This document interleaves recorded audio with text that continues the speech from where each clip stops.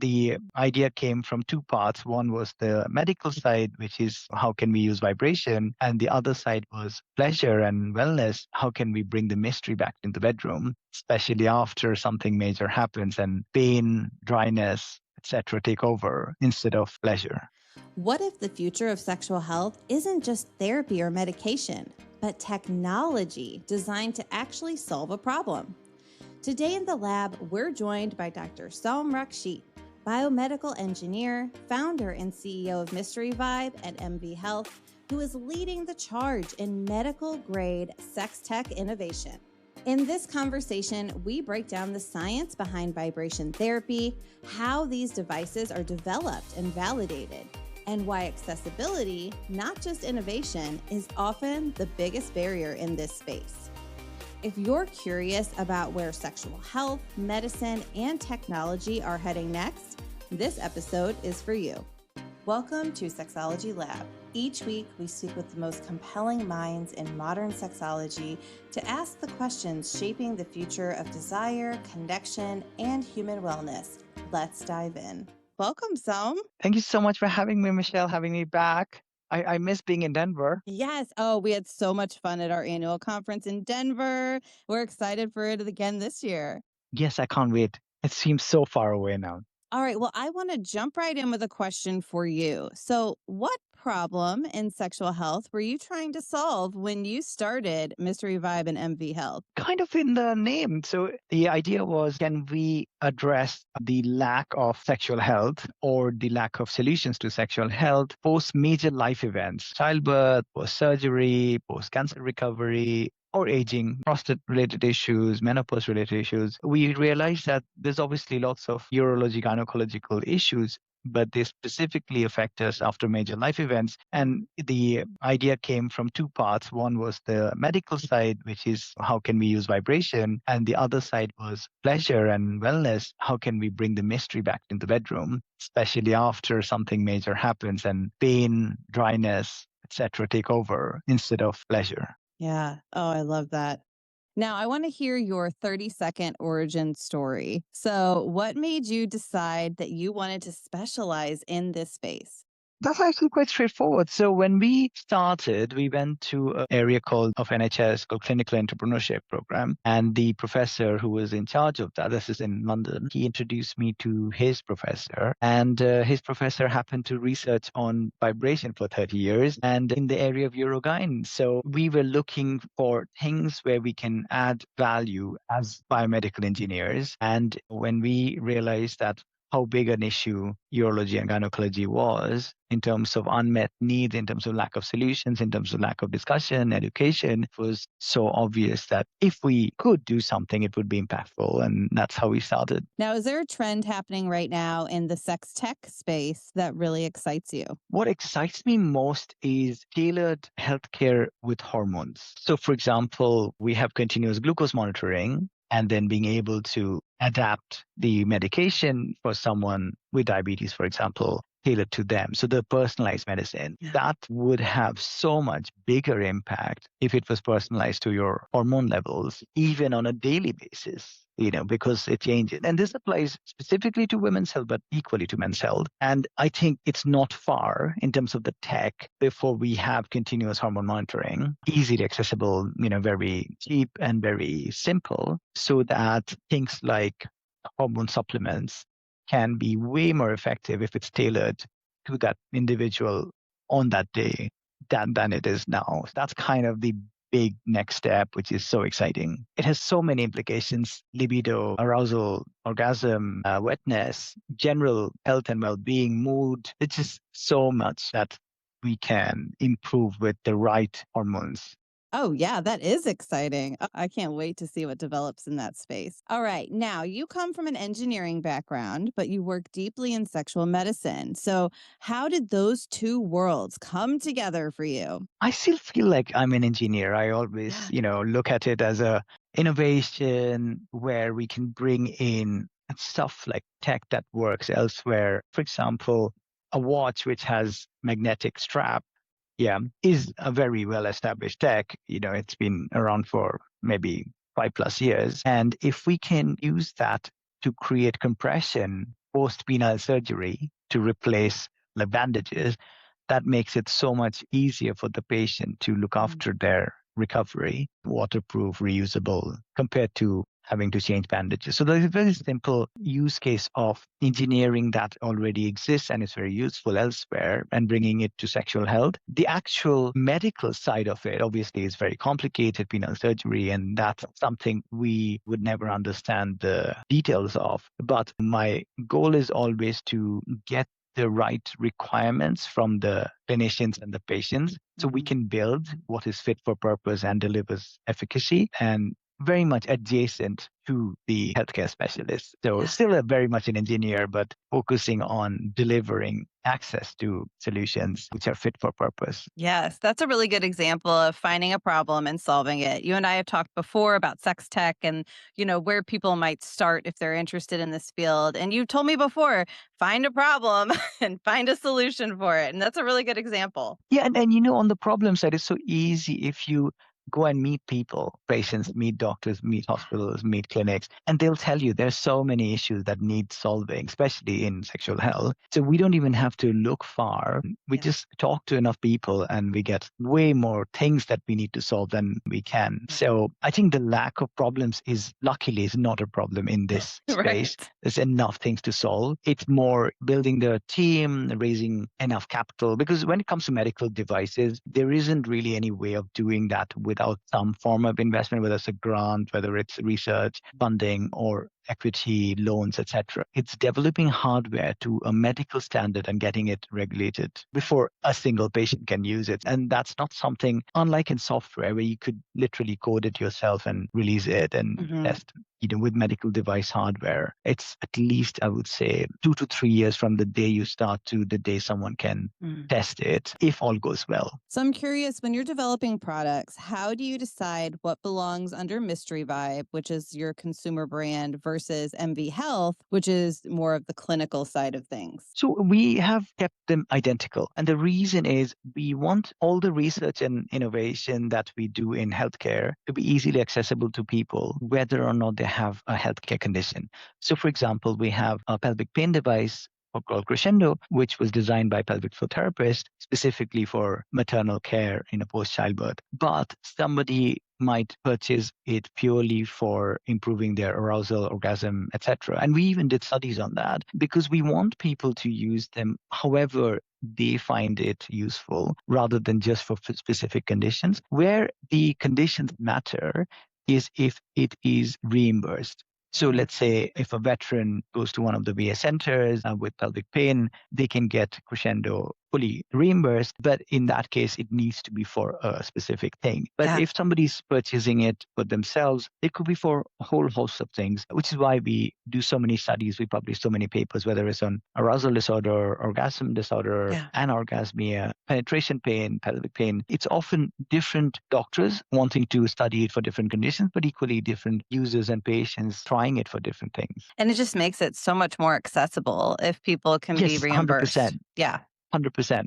So the accessibility to us is the key because innovation is actually not the hard bit. Making good hardware is a matter of doing it slowly, carefully with enough feedback. But what is much harder is making people aware that these conditions are there, which seems obvious to us. People would know about pelvic pain after childbirth, but the reality is that education doesn't really exist at mass level. So within our world of sexual health and wellness, we talk about these things all the time. So we forget that the normal public, if you tell them, hey, do you have pelvic pain, may not even know what pelvic is. And that's the big challenge in sexual health is one, educating people that they might have some issue that needs looking at, two, getting them to see a specialist. And also finding a specialist is hard.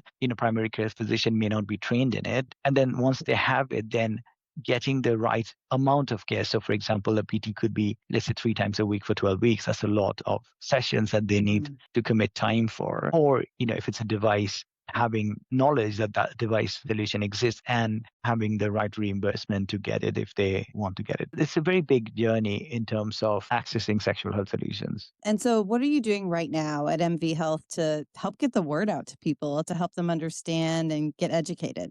Different things. So a big part of our work is being present at every sexual health event, like Shaw, like Pelvicon, like ISWITS, menopause, OGS, AUA, you name it. We try to attend everything, and not just attend, but actually have a booth, a stand, educate people, whether it's patients, doctors, clinicians, PTs, everyone. And it's a very time consuming long term thing. And we've been doing it for 5 years. But the more we do it, the more we educate people and the more the word of mouth spreads. It's one of those things which has to be done face to face, in person, meeting people. To us, that's the fun bit, is going out and meeting people and sharing, and also learning through those events what other problems are out there that we need to be solving and making products for. So that's, I would say, our biggest part of outreach and word of mouth is very physical, very in person, generally research and publishing papers. And that's something we don't do ourselves to be completely independent. So we look for people researching in these areas, support them by providing two things. One is the products for free, and the second is the patient recruitment cost, which isn't much, but it's still a good help from their side. But we don't prescribe, what the study should be, what the outcomes are aimed for. So that way it's truly independent. And that's this whole other piece of conference that doctors go and present in, which then creates more awareness, not just for our devices, but vibration as a whole can be effective in this area of women's and men's health. And that is so important to get that credibility out there. Yes, it can be for pleasure, and that's a great thing, but equally it can be, when done medically, very effective for solving problems. Absolutely. And by going to these events and speaking to the professionals in the field, it has such a huge ripple effect. You could talk to one physician that can go out and educate their colleagues and educate their patients. That's really incredible. Yes, 100%. And we've come this far only because of word of mouth, because our actual paid marketing is minuscule. I want to talk to you a little bit about vibration therapy and the science behind it. So, at a high level, what does the evidence actually show about targeted vibration therapy for sexual function? This is actually where we are lucky, because long before our professors started researching, there was decades of clinical evidence on vibration, which goes back 100 years. Vibration, when it started in the 1880s for sexual dysfunction, was purely a medical device. And even if we look back advertisements for vibrators in physical newspapers from 1930s, 40s, 50s, it's all listed under conditions that it can address. It's only later in the 70s that the pleasure aspect came in, and then it became the big part and became the main part. So in modern times, people mainly associate vibrators with pleasure, but I would say the 70% of the years it's been around, it was for medical. So there's a huge wealth of evidence on it, and there's new research coming out all the time. Like in Cedars-Sinai, Dr. Alexandra Dubinskaya does a lot of research on vibrators and publishes. So she's one of the leaders in this space. And even the work we've done with various doctors, now we have 23 publications that has happened over the last 10 years. So, there's always new good work happening, which is bringing the concept of vibration back to its core, which is it has huge amount of medical benefits, and pleasure is one of them. And the underlying theory is really simple, which is when you vibrate an area, it creates fresh oxygenated blood to get there. There's blood flow mechanism, and blood flow then helps with everything else. So it helps with erection, it helps with arousal, it helps with pain relief. It's actually not specific to urogyne. The same application would be, let's say, a Theragun, which is a vibrator for back pain. The underlying concept is exactly the same. It's just different intensity and different frequency. But if you apply that vibration on your back, it would do the same thing. It would help with pain relief. And that makes our job 100 times easier, which is we're not trying to prove new science. The science has existed forever. All we do is make it very tailored for specific conditions. So if it's for prostate, it would be a very slim device like a finger that bends, that either the clinician or the patient can insert very gently and reach the prostate and vibrate it. It's not complicated tech. So if you're in your 70s, you don't care about apps and Bluetooth, you can still use it just by pressing a button, turning it on, inserting, reaching the prostate carefully, gently, and letting the vibration do its job. So that's really where we come in with our engineering, not in fundamental science research, which has already been done in terms of how vibration helps. Yeah, absolutely. You're not starting from scratch here, which is nice. Yeah, and that makes a massive difference. Yeah, definitely. And now, why does vibration rather than medication matter for some people? Often it's actually complementary, but sometimes medication is not possible for some people. So, for example, with Viagra, if you have heart conditions, the pharmacist might refuse to give you Viagra. So that option would simply not exist, or any PDE5 inhibitors. Then the issue becomes, do you either take the risk and somehow get the medication without the pharmacist's approval, or you have no solution, or you try something else? That's where devices as a general category of medtech is so useful. You can't ever get a side effect from a hardware. It either works or doesn't work, and that's it. The beauty of that is also hardware is a one-time cost, and it should last at least 3, 4, 5 years. So there's two big things. One is medication may not be valid in the sense that you may not qualify for it. And two is, even if you do, there will be some side effects. So, for example, headaches are a common side effect of Viagra. And people, as long as they know it and they're okay with it and they manage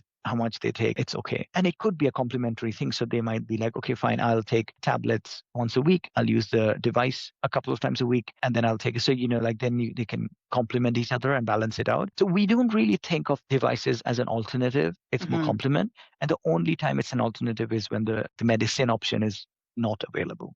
Right. Like if somebody's got like a heart condition or something and they just Correct, can't exactly. take the medicine, take it's it. like, well, Then there's at least you nothing have else. something. And the other thing I would say is, apart from medicine, where devices are really helpful, is to provide a complement for therapy. So, for example, with PT, let's say the ideal number would be at least 2 or 3 times a week for many, many weeks. And neither the PT nor the patient will have that kind of time. So what we see happen is the PT will do the first session, train them, give them the device, they go home, they use it 3 times a week for 12 weeks, and they come back and then have the final session, and they achieve the same outcome as if they went 3 times a week for 12 weeks. And in this case, it's not that the device is any better, the therapy and the device would deliver the same thing, but it's more the access to the solution at home, which is almost impossible. Like getting a PT to come to your house will be so hard. And also having access to a PT nearby who has time that you can go 3 times a week for 12 weeks is very hard. This is where devices can be super useful.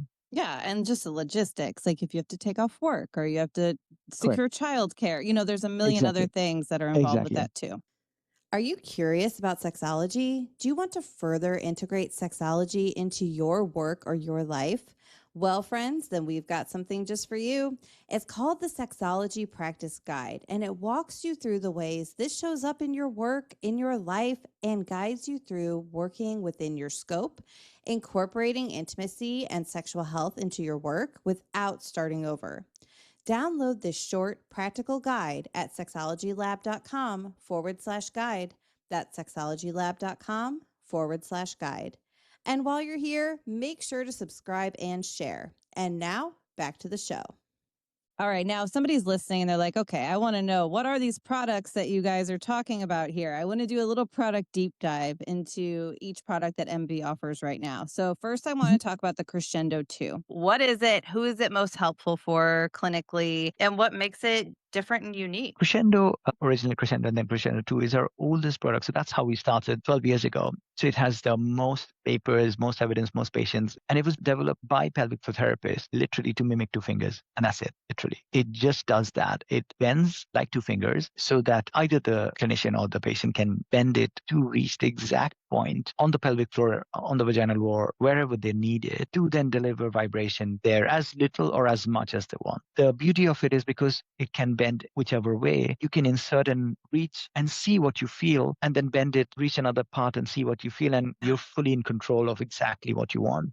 So that's really the fundamental design behind Crescendo. And so if we've got a sex therapist listening to this and they're like, who would be a good person I could recommend this for? What would you say? Typically anyone coming in for pelvic pain. So that's what this was developed for, not incontinence. So we haven't done studies on incontinence yet, which is why we don't know whether it will help. We have done loads of studies on pelvic pain, GPPD, vaginal dryness, anorgasmia. And a typical use case would be post-childbirth. Yeah. And I'm just curious too. So a sex therapist, would they need to provide specific instructions for how to use it? Does it come with instructions? Are there videos? It comes with a really beautifully designed instruction. It's just a 1-pager with 2 sides, and it's designed by PTs. which has instructions written in text, and on the other side has visuals of how to use it in different angles, how to insert it. So it's very simple. Yeah, amazing. Now, does it have 6 motors? Did I read that right? Correct. Okay. Correct. Yes. And Yeah. so what does having multiple motors change for the user? The main reason for having multiple motors is to create the ripple effect. So whereas with one motor at the top, we can only deliver vibration in one way at one point. Whereas what we wanted to understand is by having different vibration throughout, we work with the doctors to create specific vibration patterns so that we can study what works in various patients. And often what we would do is we would set up multiple patterns in the devices so the patients can try them and see which one works best for them. And the only way we can do that is by having multiple motors, which creates the ripple effect. Yeah, so interesting. All right, I want to talk to you now about the Poco. So tell me more about the Poco. How is it different from the Crescendo, both in design and clinical intent? Who is it designed for? Tell me everything. Poco's literally mini Crescendo. It's a very small, compact device. It was developed for two reasons. One is we got a lot of feedback from patients saying, do you have something smaller for external use mainly? Because obviously Crescendo is designed to reach as deep as you need to reach the pain points. So it's quite a long device.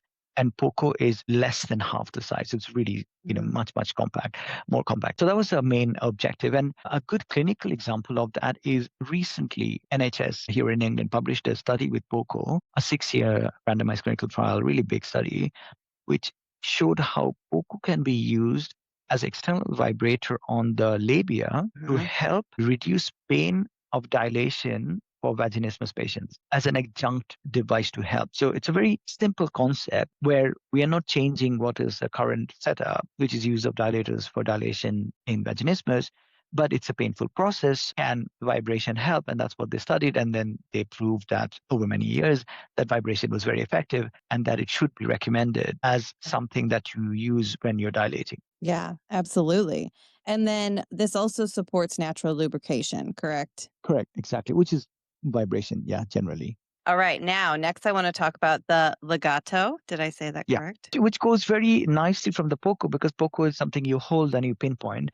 And Legato was designed actually as a result of Tenuto 2, which came out earlier. And quickly, just talking about Tenuto 2 was designed for ED to help stimulate the penis, get blood flow in a whole direction. What a lot of the menopause specialists observed is that their patients were using Tenuto, the front of it, on their labia to create arousal and wetness. So they then said, can you make a device which adapts to the labia that they can use independently and is tailored for that rather than something designed for something else? So then extending from what I was talking about with Poco, applying vibration on the labia is exactly what Legato is, but dedicated in that shape of O, which bends and adapts to the labia and vibrates to create lubrication, create arousal, and have a gap big enough for penetrative intercourse with the device still on. That's incredible. And now, so who would be the ideal first for Legato? Legato is mainly used at menopause clinics for menopause users because Legato is really for women or patients who cannot insert anything. That's really the main group of people who would use Legato, simply because if you are able to insert, you can benefit more stimulation from something like Crescendo, which you can get both internal and external stimulation.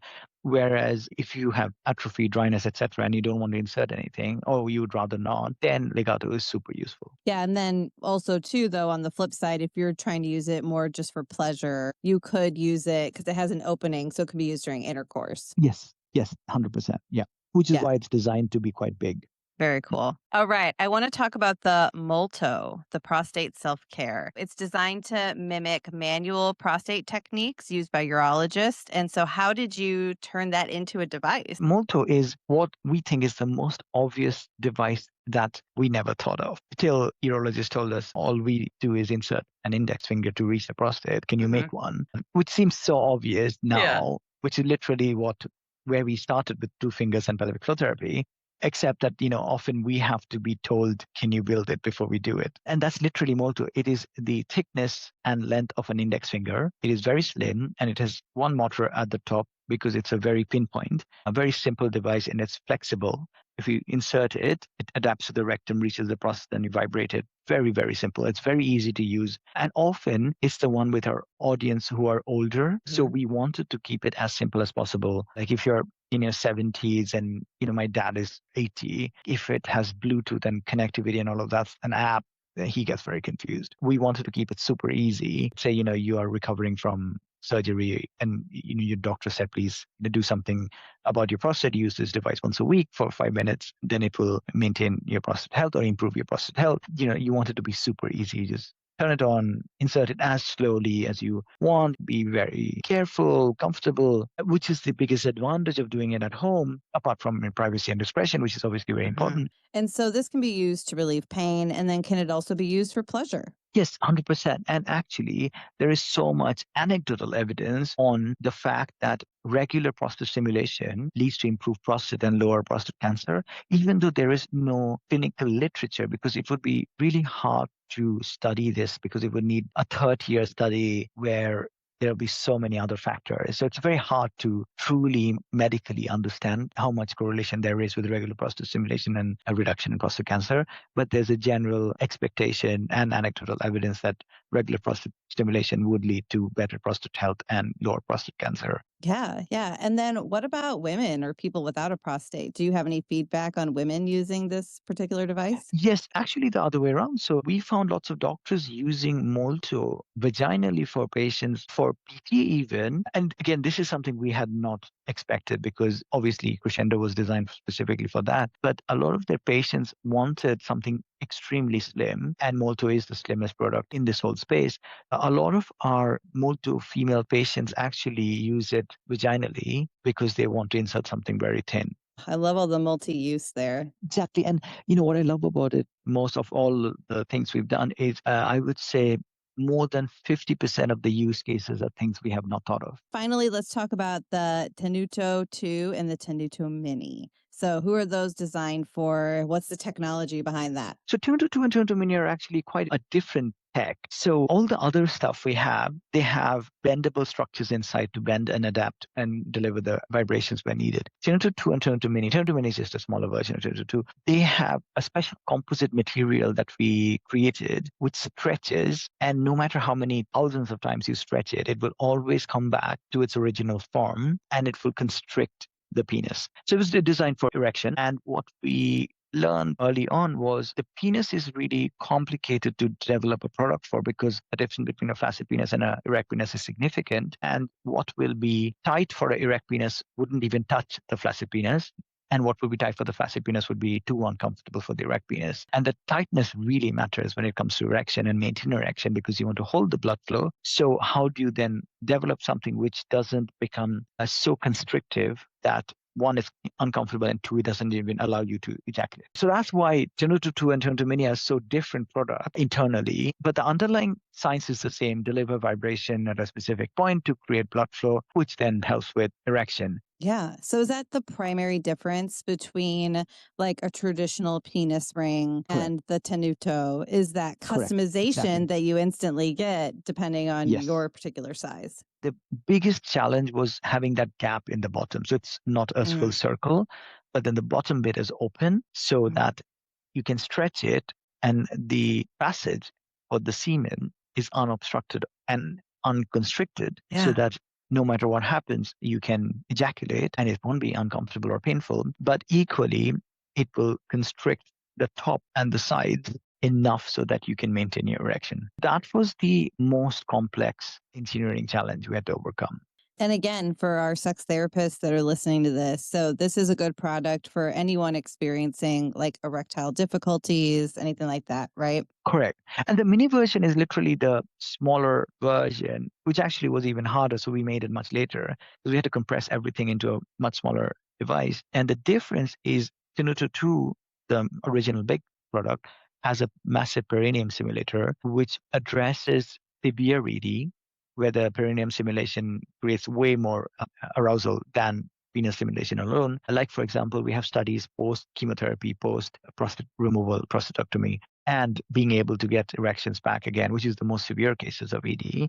but that only works with 2, which is the big device with the stimulation of the perineum. Mm. Whereas Tenuto Mini is extremely small, extremely compact, extremely light, really nice user experience. And it works with what is called psychogenic ED, which is the most common ED, which is more psychological, stress related, etc., compared to a very complex post-surgery physiological ED. Tenuto Mini is perfect for most people. And then Tenuto 2 is the bigger device, which is very useful when you have severe ED. All right. Now I want to talk to you a little bit about building a science backed sex tech company. So, what was the hardest part about bringing medical grade vibration devices to market? I would say time. The hardest part is if you want to do it properly, you need to give yourself 10 years, I think.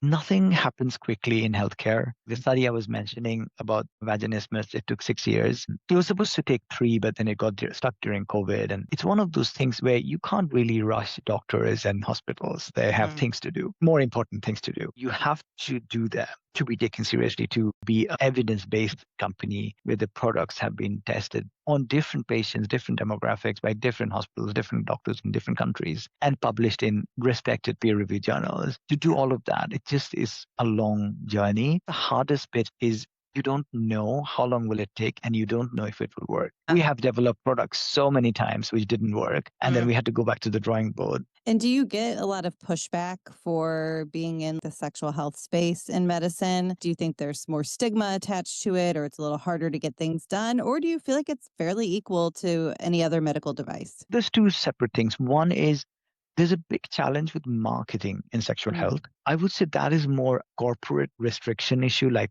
Meta. The bigger challenge in sexual health is lack of reimbursement. So the issue is if you don't have reimbursement codes, then it's harder for investors, whether they're corporates or VCs or hospitals, to invest in innovation which doesn't have a clear route to market.